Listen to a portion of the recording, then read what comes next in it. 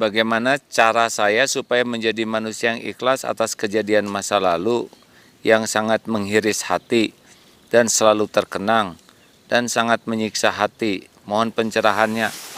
Mau apa dulu nih tujuan hidupnya? Mau bahagia atau mau menderita? Harus jelas dulu ya, kita mau apa nih? Karena hidup ini memilih. Kalau mau bahagia ya kita harus milih sikap yang membuat kita bahagia. Jangan sampai pengen bahagia tapi pilihan kita adalah memikirkan sesuatu yang menyiksa diri kita. Dalam hidup ini tidak mungkin semua kejadian itu manis ya. Kita tidak mungkin semua orang baik ke kita kemudian ngasih, enggak, akan ada yang tidak baik, yang tidak enak, yang menyakiti kita, yang menghina, memfitnah. Tapi ada juga yang baik ya. Nah, terserah kita mau fokus ke yang mana. Misalkan di rumah ada yang baik-baik ke kita, terus ada teman yang berbuat tidak baik ke kita. Terserah mau mikir yang mana.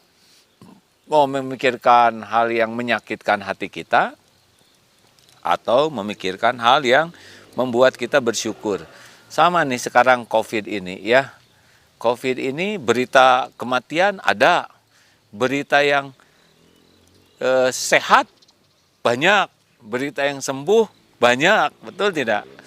Berita yang tidak kena COVID lebih banyak, berita yang nafasnya lega banyak. Kita harus empati kepada saudara kita yang sakit, harus empati ya, tidak boleh tidak empati. Kita juga harus turut berbelasungkawa, takziah kepada saudara sahabat kita yang wafat dan sebagainya.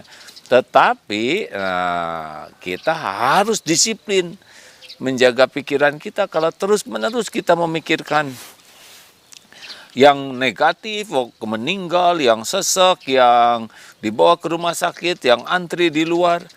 Lah, ini alam segini indahnya, udara segini segarnya, telinga bisa mendengar, burung ya, ini bunga, pohon nanti bisa dilihat ya. Itu banyak sekali yang harusnya kita nikmati dan kita syukuri. Wah, saya mah rumahnya di daerah kumuh yang sempit. Ya, itu juga banyak yang bisa kita syukuri. Masih punya rumah, tapi saya ngontrak, masih bisa ngontrak. Orang lain mah berada di tenda. Ini juga saya ngontraknya ngontrak tenda, Sok atuh kalau nggak mau kalah mah ya. Ayo mau apa dulu tujuannya kan? Mau lihat dan fokus kepada hal yang membuat kita tersiksa.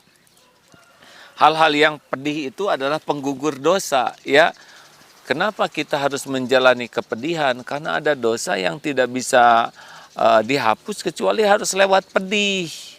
Jadi yang kita anggap ini menyakitkan sebetulnya karunia Allah yang kalau kita ridho itu menjadi penghapus dosa kita. Kita dapat pahala tuh dari kepedihan dan kepahitan itu. Kita juga dapat penggugur dosa ya. Silakan.